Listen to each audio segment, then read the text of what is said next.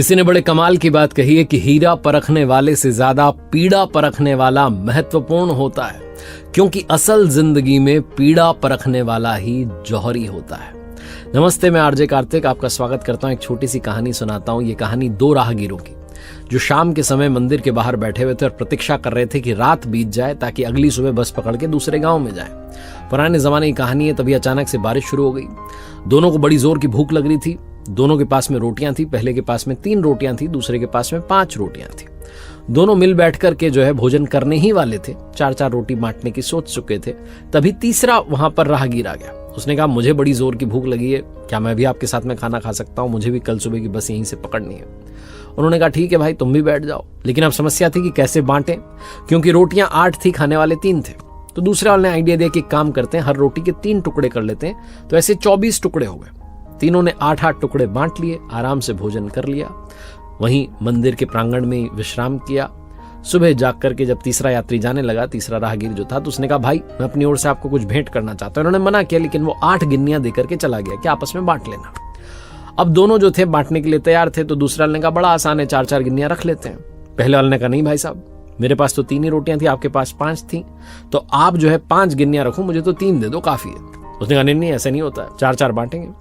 तभी मंदिर के पुजारी जी आ गए। ये झगड़ा चल रहा था। पुजारी जी ने पूछा, भाई क्या बात है? तो इन्होंने बात बताई। पुजारी जी ने कहा, एक काम करते हैं, मैं भगवान से ही पूछ लेता हूं कि इसका फैसला क्या होगा, इसकी गणित क्या बैठेगी। पुजारी जी अंदर गए, पूजा की, उसके बाद ध्यान में बैठे। ध्यान में भगवान ने दर्शन दिए और पुजारी जी ने उनसे पूछा कि हमारे यहाँ पर 2 राहगीर रुके हुए थे, तीसरा आया था, इन्होंने मिल बांट करके भोजन किया, वो गिन्नियां देकर के गया, अब क्या हिसाब बनता है, आपकी गणित बताइए। तो भगवान ने अपनी गणित बताई। भगवान ने कहा कि जो पहले वाला है उसको सिर्फ 1 गिन्नी मिलनी चाहिए और दूसरे वाले को 7 मिलनी चाहिए। पुजारी जी ने कहा, ये क्या आप बता रहे हैं, ये कौन सा गणित हुआ?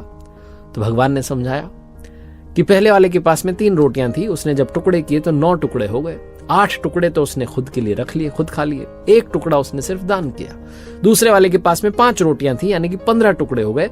उसने 8 जो टुकड़े थे अपने पास रख लिए, 7 उसने अपनी ओर से दान कर दिया, इसलिए उसका हक 7 गिन्नियों पर बनता है। पुजारी जी का जब ध्यान टूटा, वो बाहर आया, आकर के उन्होंने निर्णय सुनाया। तो दोनों ने भगवान के निर्णय को स्वीकार किया। पहले वाले ने सिर्फ 1 गिन्नी रखी, दूसरे ने 7 रखी और वहां से चले गए। ये कहानी बड़ी छोटी सी है। अगर आपको ये गणित समझ में ना आई हो तो आप दोबारा से कहानी देखिएगा। लेकिन कहानी ये सिखाती है कि भगवान का जो निर्णय होता है, जो उनका गणित होता है, वो हमारे गणित से अलग है।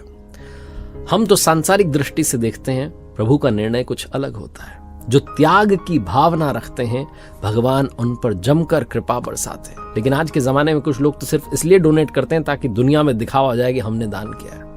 अगर आप सिर्फ दिखावे की दृष्टि से दान करेंगे तो वो डोनेशन नहीं होगा, वो दान नहीं होगा, वो मदद नहीं होगी। मदद तो ऐसी होनी चाहिए कि पता भी ना चले और आप किसी की मदद कर दें। एक बार फिर से वही बात कहूंगा जो हमेशा कहता हूं, कर दिखाओ कुछ ऐसा कि दुनिया करना चाहे आपके जैसा।